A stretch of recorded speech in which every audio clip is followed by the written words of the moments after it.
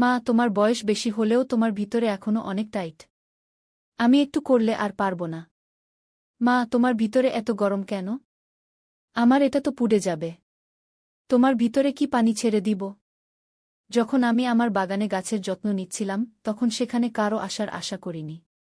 এটি ছিল আমার দিনের সবচেয়ে প্রিয় সময়, মাটি দিয়ে হাত নোংরা করা, রোদের উপভোগ করা এবং শুধু শান্তি অনুভব করা। এটি ছিল আমার দৈনন্দিন রুটিন। কিন্তু সেই দিন হঠাৎ আমি আমার পিছনে পায়ের শব্দ শুনতে পেলাম। যখন আমি পিছনে ফিরে তাকালাম তখন সেখানে আমার ছেলে অরুণ দাঁড়িয়েছিল। সে তার বড় হাসিভরা চোখে আমাকে দেখছিল। যেই আমি তাকে ফিরে তাকালাম সে খিমা-ই বলে আমাকে ডাকল। তখন তার কণ্ঠে ছিল উষ্ণ উৎসাহ এবং ঠোঁটে হাসি। আমি তখন হাসি ছাড়া থাকতে পারলাম না। অরুণ, তুমি এখানে কি করছো? আমি আমার হাত থেকে মাটি ঝেড়ে তাকে জিজ্ঞেস করলাম। তখনই সে আমার কাছাকাছি এল এবং আমাকে জোরে জড়িয়ে ধরল। এটি ছিল আকস্মিক, কিন্তু আমি তাকেও ফিরে জড়িয়ে ধরলাম। তারপর তার শক্ত বাহুগুলোকে আমার চারপাশে অনুভব করতে লাগলাম। অরুণ এখন ২-৫ বছরের হয়ে গেছে এবং তাকে দেখে আমি অবাক হতাম যে সে কিভাবে এত দ্রুত একটি লম্বা, সুন্দর পুরুষে পরিণত হয়েছে। তারপর সে আমাকে বলল, মা, আমি আপনাকে এখানে একটি সারপ্রাইজ দিতে এসেছি। সে আমার চোখের দিকে তাকিয়ে বলল, আমি জানি আপনি এই বাগানটি কতটা পছন্দ করেন এবং আমি ভেবেছিলাম আমি আপনার কিছু সাহায্য করতে পারি। তখন আমি হালকা করে হেসে বললাম, ঠিক আছে। আমি সঙ্গীর আশা করিনি, কিন্তু সাহায্য করতে অস্বীকারও করতে পারি না। যখন সে আমার পাশে দাঁড়াল এবং একটি ছোট কোদাল হাতে নিল, তখন তার চলাফেরায় কিছু আলাদা ছিল। তার যুবক শক্তিতে পরিবেশ ভরে গেল এবং এক মুহূর্তের জন্য বাগানটি একটি নতুনভাবে সুগন্ধিত হয়ে উঠল। তারপর আমরা একসাথে কাজ শুরু করলাম। কাজের সময় আমরা অনেক হাসিঠাট্টা করলাম। তখনই আমি তার গার্লফ্রেন্ড সম্পর্কে কথা তুললাম। সে সঙ্গে সঙ্গে গম্ভীর হয়ে অস্বীকার করল। কিন্তু তখনই কাজ করার সময় কিছু বদলে গেল। অরুণ একটি গমলা তুলতে হাত বাড়াল, তখন তার হাত আমার হাত স্পর্শ করল এবং একটি শিহরণ আমার সমস্ত শরীরে ছড়িয়ে পড়ল। সেই হালকা স্পর্শ এক মুহূর্তের জন্য আমাকে অস্থির করে দিল, যেন আমাদের মধ্যে বাতাসে একটি অকথিত সংযোগের ঢেউ বয়ে গেল। তারপর আমরা কাজে মনোযোগ দেওয়ার চেষ্টা করলাম, কিন্তু তখন একে অপরের এত কাছাকাছি হওয়ার একটি অদ্ভুত অনুভূতিকে অস্বীকার করা খুব কঠিন ছিল। কাজ করার সময় যখন সে ঘাস উপড়ে ফেলতে নিচু হল, তখন হঠাৎ তার মুখ আমার মুখের খুব কাছাকাছি চলে এল। তখন আমি তার গরম নিঃশ্বাস আমার গালে অনুভব করলাম এবং আমাদের মধ্যে দূরত্ব যেন কিছুক্ষণের জন্য অদৃশ্য হয়ে গেল। তারপর আমাদের চোখে চোখ পড়ল এবং তার চোখে একটি গভীর অনুভূতি ছিল, যেন সে সব কিছু বলছে যা শব্দে বলা যায় না।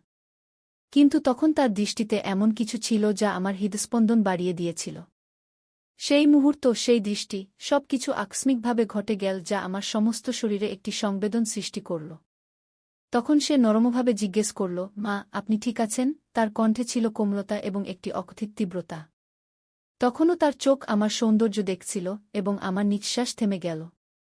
আমার কণ্ঠ কাঁপছিল এবং আমি আমার সংযম বজায় রাখার চেষ্টা করে উত্তর দিলাম, আমি ঠিক আছি, বেটা। তারপর আমি আমার ঠোঁটে হাসি আনার চেষ্টা করলাম, কিন্তু এখন আমাদের মধ্যে পরিবেশ সম্পূর্ণ বদলে গেছে। এখন প্রতিবার যখন আমি তার দিকে তাকাতাম আমি তাকে আমাকে দেখতে পেতাম। তার দৃষ্টি আমার বুকের মধ্যে একটি হালকা আকাঙ্ক্ষা জাগিয়ে তুলছিল। তারপর যত আমরা এগিয়ে যেতে লাগলাম পরিবেশে একটি অদ্ভুত অস্থিরতা ভরে গেল। এখন অরুণের স্বাভাবিক এবং চঞ্চল স্বভাব কিছুটা বেশি গম্ভীর এবং আবেগপ্রবণ হয়ে গেছে। তখন সে দাঁড়াল এবং তার বাহু প্রসারিত করে আংটি নিতে লাগল, যা আমাকে তার বাবুর একটি ঝলক দেখাল। তখন আমার দৃষ্টি বাবুর উপর আটকে গেল এবং আমার হৃদস্পন্দন বেড়ে গেল। তখন অরুণ বলল, মা, তুমি জানো গো? তার কণ্ঠ ছিল নরম এবং অন্তরঙ্গ। সে বলল, আমি সবসময় বিশ্বাস করি যে তুমি পৃথিবীর সবচেয়ে সুন্দর নারী, কারণ তোমার চেয়ে সুন্দর নারী আমি আজ পর্যন্ত দেখিনি। তার শব্দগুলি শুধু প্রশংসার চেয়ে বেশি একটি স্বীকারোক্তি ছিল, যা আমাকে ভাবতে বাধ্য করল। এর আগে যে আমি কিছু বলতে পারি সে আরও কাছে চলে এল। তারপর তার হাত আমাকে আলতো করে জড়িয়ে ধরার জন্য এগিয়ে এল। তার আঙুলগুলি আমার হাতের উপর একটি রেখা তৈরি করতে লাগল, যেখানেই সে স্পর্শ করল সেখানে একটি শিহরণ ছড়িয়ে পড়ল। তখন আমি তার উষ্ণতা আমার শরীরে অনুভব করতে পারছিলাম এবং তখন পৃথিবী আমাদের জন্য ছোট হয়ে গেল। তারপর একটি কোমল স্পর্শের সাথে সে আমার কানের পিছনে তার গরম নিঃশ্বাস ছড়িয়ে দিতে লাগল।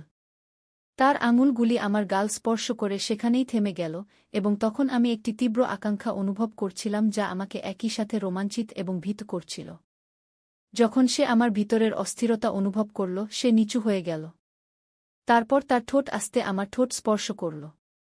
এই চুম্বন ছিল খুবই কোমল এবং প্রশ্নবিদ্ধ, কিন্তু তখন আমি কিছু বলতে পারলাম না। তখন আমার হৃদয় দ্রুত স্পন্দিত হচ্ছিল। আমি কখনো কল্পনাও করিনি যে আমার ঠোঁট তার ঠোঁটের সাথে এমনভাবে মিলিত হবে।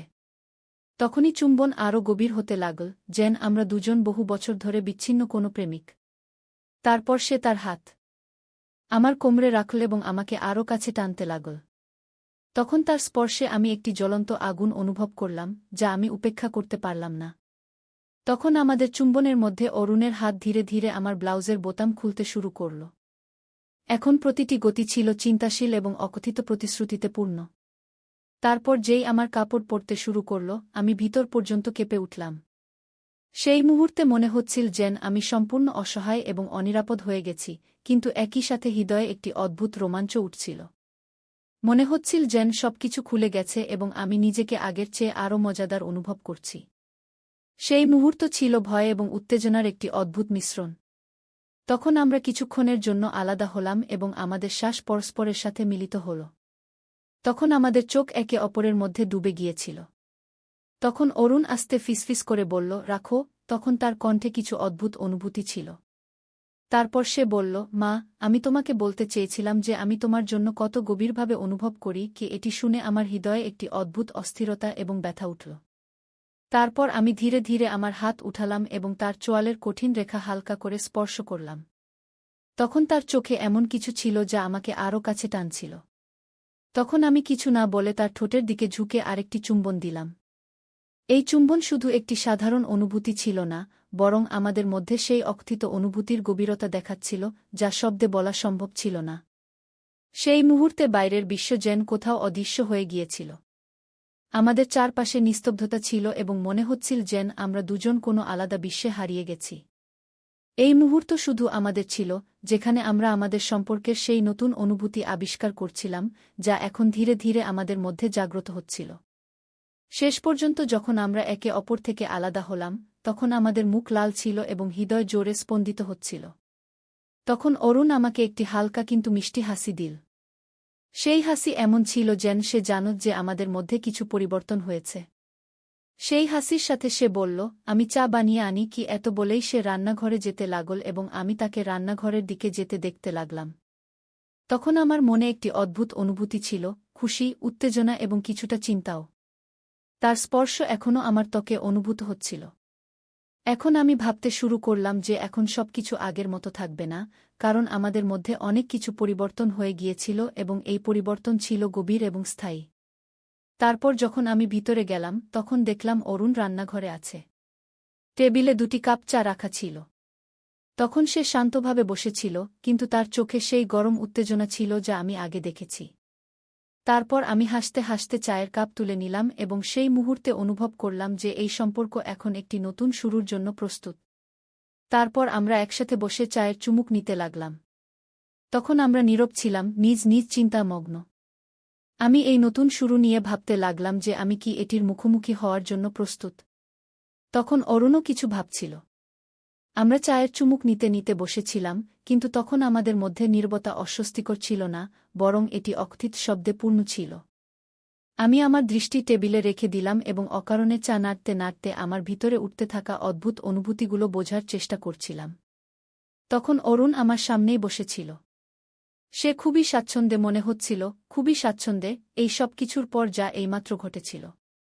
তবুও তার দৃষ্টি আমার উপর ছিল এবং আমি তার উপস্থিতি আমার ত্বকে একটি গরম স্পর্শের মতো অনুভব করতে পারতাম। তখন সে আস্তে বলল, মা। তখন তার কণ্ঠ নীরবতা ভেঙে দিল। তারপর সে বলল, আজ আপনি আলাদা লাগছেন। আপনি ঠিক তো আছেন? তখন আমি তার দিকে তাকালাম। তারপর আমার এবং তার দৃষ্টি মিলিত হল।